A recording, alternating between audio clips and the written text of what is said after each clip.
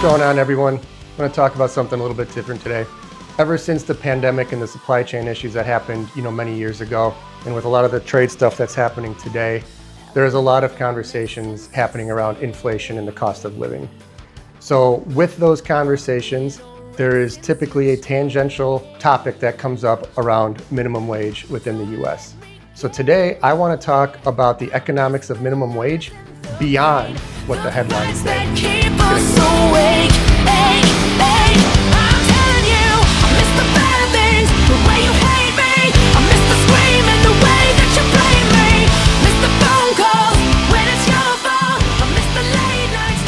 This is not going to be a call to action for the pros and or cons of minimum wage. I want to talk about something very factual that doesn't get looked at, that really kind of helps explain why minimum wage isn't the answer to the problem that many of us are trying to solve. But I do want to say, right now we live in a society that is monetary bound. And what that means is that you cannot obtain the basic necessities of life unless you have money. You can't buy food, housing, insurance, medications, whatever it might be to have the minimum requirements to sustain life. They all require money. Because of that, to me, my optics are that the opportunity to work or have a job or to earn should be a right, not a privilege. And today, it is a privilege. There are plenty of people in the world, or even in this country, who are good workers. They want to work, they want to contribute, but unfortunately, they're having a hard time finding a job, or they've recently been let go. And it's not because of necessarily them or their performance or their willingness to commit to the organization. It's because of margin compression or costs or economic drivers. And again, business decisions, completely understand that. I can get behind some of it. But at the end of the day, those people are now losing their ability to provide basic necessity for life. So that means that the ability to earn a livable wage, or the ability to earn any wage, is a privilege, even though you need money to sustain life. So there's a disconnect there in my mind between the right to work and the privilege to work. If everything in life is going to revolve around or be monetarily bound, then the ability to work should be a right, not a privilege. You should not have to worry about finding a job in a down market to sustain the basic necessities of life if you are a good worker and you want to contribute and you were just a byproduct of corporate restructuring, economic pressures financially, or what it may be. That's a whole different conversation. We're not going to try and jump in and unpack that, but that's my perception on it. But when it comes to the minimum wage, beyond the headlines and what people are talking about, there's a lot of economic factors that I want to address today. And the first is really going to gravitate around what I refer to as upgradiation. So we're going to use the federal minimum wage because I don't want to pick out any specific state at this time because it's all going to be nuanced, but for the most part, the logic will apply state by state. In states like California or Washington that are a little bit more progressive with minimum wage, this actually happens at a much more harsh scale than what I'm going to demonstrate, but the logic holds true and it applies almost everywhere in this country. So what upgradiation is let's just say right now, the US federal minimum wage is around $7.25 an hour. If they wanted to bump that up to $10, you're talking about close to a 40% increase to go from $7.25 to $10. And while that might sound good and it sounds right and everyone should have the ability to earn a livable wage, here's the part where that starts to fall down and it doesn't work. The average pay increase for entry-level workers up to that mid-management level is going to be between 15 to 20% increase for each of those positions up. So if you give an employee that works for you, whatever that industry might be, a increase up to $10 an hour, that's a 40% increase. You are now getting close to impacting the supervisory pay. So why would I want to be a supervisor making $10, $11 when I'm managing people who are entry level at minimum wage at $10, doing less work or doing lower skilled tasks? So now that has to be adjusted as well. Those supervisors, those managers, it continues to upgradiate up until the middle management layer of an organization. So the minimum wage doesn't just go into the entry level of the companies, it's going to cascade upward because those compensation bands now have to be adjusted based on the tier of work that is being performed. And as an example of that, if we gave that 10% increase to minimum wage workers, what that would mean is if you're looking at the bottom 5th percentile of earners in this country, that band would see a total increase of around 3%. If you look at the bottom 10th percentile, that band would also see a 2% total uplift increase, because those are going to be those people's supervisors and managers. And then if you look at the bottom 20% of earners, and this is a big band now, you're starting to get into the median salary for this country, that's going to go up another 1% as well. Issuing that minimum wage isn't going to give a net benefit just to those who receive it. The next layer up and the layer above that and the layer above that are all going to see increases in pay, which is a large driver to inflation. You can look at the largest inflationary impacts over time, and you can stack those on top of minimum wage changes, and there is a very strong correlation of that. And that's because there's two concepts. There's a wage push factor for economics, or there's a cost pull factor. What wage push means is that when merit increases and people earn more money, they spend more, which drives inflation because there's higher demand for the existing supply, and that turns into a cascading effect. On the cost pull side, what that is looking at is that expenses to run a business have increased, therefore the price must increase, therefore people need to earn more to pay for that price, and round we go. This is a well-known paradox that exists in economics. If you don't increase wage, does cost pull exist? And if you don't give a cost increase, does wage push happen? People have been debating that forever. I tend to believe that it is all wage driven as opposed to cost driven, because my argument to it is when we look at the cost pull side of it, organizations, obviously we know, are going to try and maintain and grow profit margins on a regular basis, but a lot of the stuff that they try to offset is going to be based on direct expense, the cost of energy, the cost of transportation, the cost of purchased goods, whatever it might be. Some of those things that exist outside of our own economy when we depend on international trade in Europe or China or whatever it might be, those are going to have to be things that are accounted for and have to be adjusted. But within our own country, most of the increase in spending is coming related to merit. So I tend to believe that merit and pay is what drives cost. I tend to believe that quite a bit. And it was around 10 or 12 years ago, I was having a conversation with some people when I had an opportunity to speak at a college up in Massachusetts. And we were talking about, at the time, it was Yum Brands, who owns Taco Bell and Pizza Hut, and those guys, along with McDonald's Corp. And they pushed back pretty hard on minimum wage because they were saying that as a result of minimum wage, thousands of people in their organizations would have to be let go because they couldn't absorb that. And when you look at those businesses, they're highly labor intensive. They depend on workforce over automation and technology because it's a service. People need to be handed something that's produced from nothing. So when they did that, I was talking to these individuals and I told them that what's going to happen is you're going to see a major investment in self-serve. So for those of you that have been to a McDonald's or a Taco Bell over the last couple of years, I'm sure you've noticed they don't have people working counters anymore. Most of the locations, especially by me, are all self-serve kiosks. You walk up, there's a really fancy iPad, you order your own food, you pay, someone hands it to you. That's it. So what they did to offset that need for minimum wage is they got rid of a large percentage of their workforce, and that's how they mitigated it. So part of the problem with minimum wage is the companies are not, especially the large organizations who are responsible for employing a good percentage of our population, they're not just going to absorb those costs. They're either going to increase their price, which turns into a cost pull mechanic, or they're going to find a way to cut expense so that they can maintain their margin. And in the examples that I just gave for Yum Brands and McDonald's Corp, that was automation and self-serve technology to get rid of those entry-level employees. So is it good for the economy that minimum wage went up at the expense of tens of thousands, hundreds of thousands of jobs? Or would it have been better for the economy for hundreds of thousands of people to maintain employed at a lower base pay? That's a conundrum that you can debate. So you can look more into those concepts, those economic concepts. They are specifically called wage push or cost pull inflation. And again, wage push is merit increases, therefore total earnings and disposable income drives inflation. And on the other side of that is the cost pull, which means that organizations are seeing an increase in cost and therefore pricing has to increase.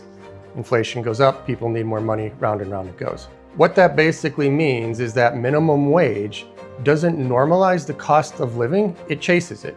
We're going to keep giving minimum wage increases, which is going to continue to drive wage push inflation. That's going to drive cost pull inflation, and it's just going to be a cyclical thing that we never get ahead of. So I don't believe that minimum wage is going to drive the end result that we need. But again, like I talked about, I believe that it is everyone's right to work, not a privilege to work, since our economy and our society is monetarily bound. Now that doesn't mean that there aren't things that we can do. And this is where I want to put an idea in people's head, because to me, it's kind of ridiculous that we don't do this already. Let me know what you think, if you agree or not. So right now, if you look at the federal government, and I'm just going to talk about the federal government. These numbers obviously get larger if you start to include your state taxes and contributions. But if you look at the bottom 50% of earners in this country, and that's talking about less than $50,000 a year, right? That represents around the bottom half of federal income taxes. They account for only 3% of the total revenue received by the IRS in this country. So the bottom half of earners in this country, $50,000 or less, account for 3% of the total federal government revenue. The top 50% pay 97% of all taxes. So if you basically make $51,000 a year or more, you are part of the 97% of total federal government income. If you make less than 50, you are in the 3%. Where I'm going with this, to kind of skip to the punchline, is if you didn't tax people anything on the federal scale that made less than $50,000 a year, that is a massive uptick to them. 6%, 10% merit increase with no downside. Organizations have no expense to bear, therefore they have no reason to cost pull any inflationary countermeasures. And the federal government would only see a 3% decrease in revenue from taxes. That's better than what minimum wage can do. So if you think about it, there's kind of two models that you can go in here, kind of a comparative impact. If you raise minimum wage 10 to 20%, the employers and the consumers are going to absorb that expense. It is going to lead to a very high wage push inflationary action. It's going to increase the cost of labor to the employers. It's going to have that upgradiation effect that we had talked about. It's going to have a nominal long-term effect for the minimum wage workers, but it has no impact on the federal government, right? Technically, federal government makes more money when we increase minimum wage because it's a higher tax base. On the other side of that, what I'm talking about, if you remove the federal taxes on people who make minimum wage, or even bump it up a little bit, let's just say $30,000 a year or less, that's equivalent to $15 an hour. If you eliminate federal taxes for those individuals, you're talking about no increase to the business. You're talking about an immediate increase to take-home pay for the minimum wage workers, but that's going to come out of the US Treasury, or it's going to have a federal impact. But again, you're talking about less than 3% of the total federal income tax coming from those individuals. So instead of increasing minimum wage, I would propose that they're just not taxed. They don't contribute that much, give them more money, make it better for the organizations. There's a lot of benefits to it. And what'll really get your mind spinning, and we're going to talk about this in a future conversation. We talked in the last video that duties are paid by the importers and that duties are paid to the federal government. Hopefully we're all on the same page for that now. When Trump was president for his first term, he imposed what is referred to as the 232 and the 301 tariffs, which were basically heavy tariffs put on China for certain commodities. That increase was around 25%. And it was a big hit. I remember living through that and trying to figure out how we're going to change our sourcing strategies, because that 25%, in addition to the other tariffs that existed, I think this was around 2016, was a big add. All that money went to the federal government. When the next administration came in, when he left, they were all against those 232 and 301 tariffs, but they were never repealed. They still exist today. And now we have the trade wars that are going on today and these very large 50, 60, 100% tariffs on foreign goods coming in today as well. So my question is, back in 2016, there was a 25% increase in tariffs put onto a pretty healthy amount of commodities coming into this country. That was never repealed. It's still in place today. New tariffs have been put on over the last couple of months, as we know. All of that money is going to the federal government. That is a large increase of income to this country. I have yet to hear anyone talk about where that money is going. I know that you're paying and I'm paying more taxes than we ever have. And while a lot of these things are supposed to drive economic progress, which, again, maybe they do, maybe they don't. I'm probably not smart enough to figure that out. But the part that doesn't make sense to me is all of these tariffs and duties are going into the federal government, and these are not small dollar amount increases that we're talking about here. If those exist, what's happening with that spending? That's something that's bothered me for some time now. The reason I bring that up, and I think that it's relatable, if we're coming back and saying we're going to take away 3% of income to the federal government by not taxing people who make less than $30,000 a year, I don't think that that actually has a net loss to the government, because the amount of additional money that they're getting from duties and taxes for imports since 2016. I think they still end up ahead in that equation. Something to think about, because we don't talk about it at all. And in fact, I cannot think, and I'm gonna have to double check, I cannot think of a single instance where anyone has addressed where these additional duties and taxes are going into our federal government and what they're being used for. My initial instinct is that the government knows that the country is unaware of the nuances between tariffs and duties, and that money is actually going to them. And if the country isn't aware of that, why would they ever be asking where do these dollars go? Something to think about. So when it comes to minimum wage, what we're not hearing behind headlines, you increase minimum wage and you have now impacted basically the bottom 3 floors of the building. The minimum wage worker, their supervisor, their managers. So like we said earlier, a 10% minimum wage increase takes the lowest 5th percentile of earners in this country and gives them a 3% uplift. It gives the bottom 10th percentile a 2% uplift, and the 20th percentile a 1% uplift. And again, that's because you're not going to have minimum wage workers earning more than their supervisors, and that just continues to go up. When minimum wage increases, that contributes to what is known as wage push inflation. When wages increases, that increases costs for companies to run business. That drives cost pull inflation. And you can look up those concepts, because there's a lot of debate or the paradox between the two, kind of chicken and egg. If we look at more creative solutions, like not taxing people who make less than $50,000 a year, and again, I'm only sharing numbers on the federal government. Imagine what this looks like when you start adding in or layering in state dollars. The bottom 50% of earners in this country account for 3% of the total income to the federal government or the IRS in the US. The top 50% of earners are making up 97% of total contributions and taxes. So instead of giving a merit increase, if we stopped taxing minimum wage earners or people who make less than $30,000 a year, which is $15 an hour, they get immediate increase. There's no economic downfall to organizations because they don't have to offset cost. But the government loses less than 3% of its total income. But my argument is those dollars are being made up for in increased duties and taxes since 2016. The final thought on this, and the reason that I wanted to have this conversation, everyone looks at the minimum wage and they're looking at it from their optics, from their point of view of what's in front of them. And that makes a ton of sense. because we are the center of the world in all of our own lives, right? What's happening to us could be devastating and tearing our worlds down when the person next to us is completely oblivious to it. So I completely understand where the cost of living, people are naturally going to look at this from their direct perspective.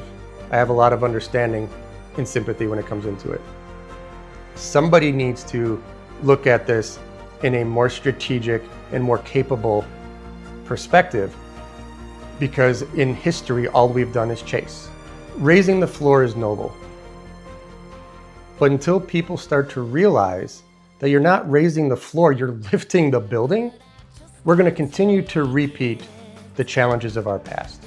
And we're never going to get to a point where people who are early in their career or are dependent on minimum wage are going to be able to afford the basic necessities of life, since we live in a monetarily bound society.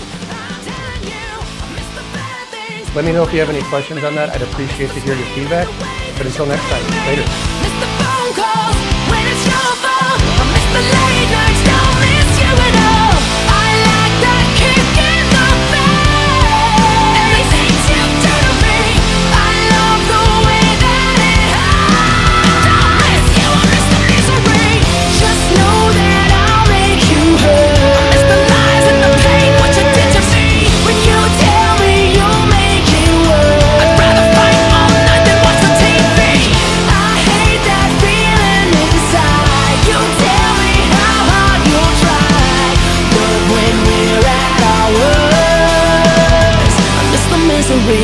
It's the bad things, the way you hate me. I miss the screaming, the way that you blame me. I miss the rough sex, leaves me a mess. I miss the feeling, the pain.